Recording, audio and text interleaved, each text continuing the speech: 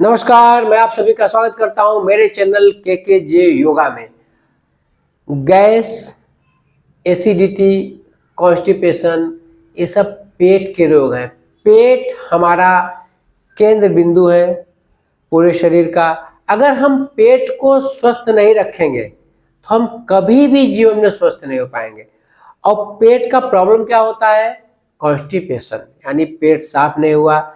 मैंने तो बहुत सारे स्टूडेंट हैं, देखते हैं वो लोग दो दो तीन तीन बार दिन में एक बार टॉयलेट जाते हैं, 2 दिन 3 दिन, एक दिन छोड़ के, यानी रोज नहीं जाना है। तो क्या करेगा?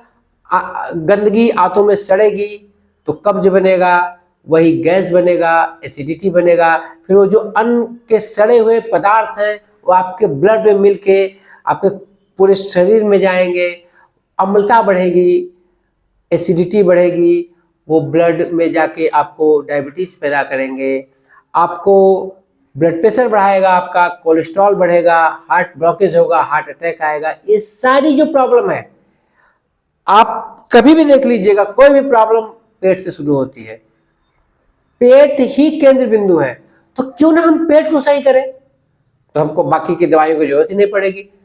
हम अपने आहार विहार में ध्यान नहीं देते हैं। एक भी कण अन्न का गलत कण पेट पे जाने से बचना चाहिए। कोशिश करें कि पेट में अन्न का गलत कण न जाने पाए, तो हम स्वस्थ रहेंगे। तो आज का जो विषय है वो है गैस एसिडिटी को कैसे दूर करें, खाने पीने में क्या खाएं, कैसे खाएं, उस पर चर्चा करेंगे। और कौन कौन से आसन है, कौन से आसन है जो गैस एसिडिटी में लाभकारी है, कब्ज में लाभकारी है, उसके ऊपर बात करेंगे। तो चलिए शुरू करते हैं आज का वीडियो। तो गैस एसिडिटी को खत्म करने के लिए कुछ आसन बताऊंगा मैं। और लेकिन सबसे पहले खाना पीना आपका कैसा होना चाहिए। सात्विक भोजन करिए। कभी कभी आप मसालेदार या राष्ट्रीय भोजन कर सकते हैं, ऐसा नहीं कि खाना पीना छोड़ दीजिए। खाइए, सब कुछ खाइए, एक लिमिट, एक सीमा से। अब क्या है, पेट भरा हुआ है लेकिन मनपसंद चीज मिली खाने को, लाओ खा लेते हैं, जो होगा देखा जाएगा। वो क्या करेगा? नुकसान करेगा। तभी खाना खाइए जब आपका पेट डिमांड करे। पेट डिमांड नहीं कर रहा है, पेट मांग नहीं कर रहा है, उसको नहीं चाहिए। अगर आपका भूख नहीं लगी है, अगर आपका पेट नहीं कर रहा है खाने के लिए, इसका मतलब जो पहले से पदार्थ अन्न हमने पेट में डाला है, पेट उसको पाचन कर रहा है, वो कहीं पे इंगेज है, लगा हुआ है। आप दूसरी चीजें उसको मत दीजिए, वो अभी लेने के लायक नहीं है। लेकिन हम क्या करते हैं कि बस जो मिला पेट के अंदर, जो मिला पेट के अंदर, कभी भी कुछ भी पेट के अंदर। तो क्या करेगा? पेट भी बेचारा करेगा, अरे यार एक तो काम कर ही रहा हूं मैं, दूसरा और आप देते जा रहे हो। तो फिर वो अन्न जो है सड़ेगा, सड़ेगा। तो जहाँ सड़न होती है वहाँ क्या होता है आप जानते ही हो, बदबू होती है, तकलीफ होती है। तो इसके लिए सबसे पहले आप खाने पीने में ध्यान दीजिए और नींबू पानी का सेवन करें। अगर गैस एसिडिटी आपको ज्यादा बन रही है तो कम से कम केवल नींबू पानी, उसमें शक्कर नमक कुछ नहीं मिलाना है, नींबू शिकंजी नहीं बनाना है। 1 गिलास पानी लीजिए, आधा नींबू निचोड़ लीजिए और पी जाइए उसको। दिन में 1 या 2 नींबू का सेवन करिए, गैस एसिडिटी में बहुत राहत मिलेगा। और कौन कौन से आसन करना है चलिए मैं आपको बता देता हूँ। तो सबसे पहला जो आसन है उसको हम कहते हैं अग्निसार क्रिया। तो उसको कैसे करना है? अगर गैस एसिडिटी ज्यादा बन गई, नहीं बने तो भी कोई बात नहीं, तो भी कर सकते हैं इसको। खाना खाने के बाद इस तरह से बैठ जाए, खाना खाने के बाद भी या खाना खाने के पहले भी, कभी भी कर सकते हैं इसको, ऐसा रिस्ट्रिक्शन नहीं है। इसमें क्या करना है, सिर्फ श्वास भरना है और जीभ को बाहर निकालना है। अब पेट को आगे पीछे चलाना है, श्वास लेना। आपने देखा कुत्ता कैसे हाँफता है, बस वही क्रिया दोहरा रही है आपको। देखिए,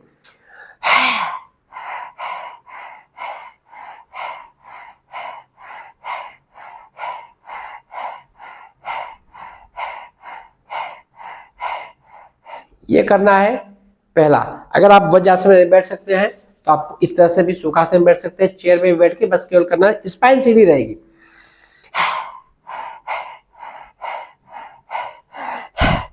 देखिए मेरा पेट किस तरह से चल रहा है, पेट चलना चाहिए, ऐसा ऐसा नहीं। श्वास के लय को मिला के पेट का लय चलना चाहिए। तो ये हो गया। इसको कम से कम 50 से 100 बार भी कर सकते हैं, तो ये बहुत ही लाभदायक है। आपको गैस तुरंत डकार आएगी इसको करने के बाद।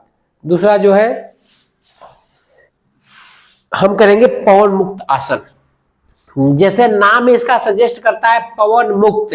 पवन यानी हवा, मुक्त यानी निकालना, पवन को मुक्त कर देगा। तो पवन मुक्त आसन कैसे करना देखिए, पहले एक एक पैर से करके दिखाऊंगा, फिर दोनों पैरों से। देखिए, श्वास भरते हुए लेफ्ट पैर को इस तरह से मोड़ेंगे और फिर श्वास छोड़ते हुए दोनों हाथों को इंटरलॉक करके घुटनों को पकड़ेंगे, श्वास छोड़ते हुए पेट को इस तरह से दबाएंगे, पंजा नीचे रहेगा। जिनको सर्वाइकल का प्रॉब्लम नहीं है वो सर को उठा के इस तरह से लगा सकते हैं, नाक को घुटने से टच कर सकते हैं। अगर जिनको सर्वाइकल का प्रॉब्लम है, गर्दन में दर्द है, कंधे में दर्द है, वो इसी तरह से करेंगे। फिर श्वास छोड़ते हुए पैर को जमीन से टच करते हुए नीचे ले जाएंगे। फिर दूसरे राइट से कर लेंगे।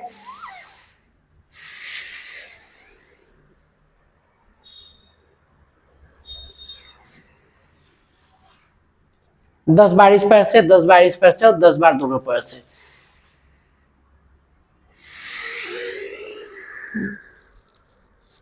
पंजा नीचे रहेगा, ऐसे 10-10 सेकंड का होल्ड करेंगे।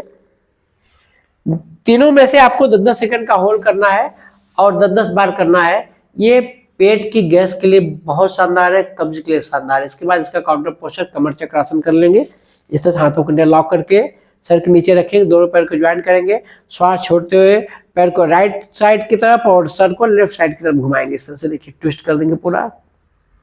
नॉर्मल श्वास लेंगे, कम से कम 10 से 15 सेकंड होल्ड करेंगे। इधर सांस भर के ऊपर आएंगे, फिर श्वास छोड़ते हुए लेफ्ट साइड जाएंगे, पैर लेफ्ट साइड रहेगा, सर राइट साइड रहेगा। 10 से 15 सेकंड का होल्ड करेंगे, कम से कम 10 बार इसको करेंगे। ये भी गैस के लिए, एसिडिटी के लिए, कॉन्स्टिपेशन के लिए, कमर दर्द के लिए भी बहुत शानदार आसन है ये। इसके बाद तीसरा जो और लास्ट जो है वो है कपालभाति। कपालभाति प्राणायाम तो बहुत सारे रोगों के लिए है, लेकिन यहाँ पे मैं आपको गैस के लिए बता रहा हूँ। 1 सेकंड में 1 स्ट्रोक ही करना है आपको। देखिए, इस तरह से बैठेंगे और स्पाइन सीधी, श्वास बाहर छोड़ेंगे, पेट अंदर जाएगा। देखिए इस तरह से,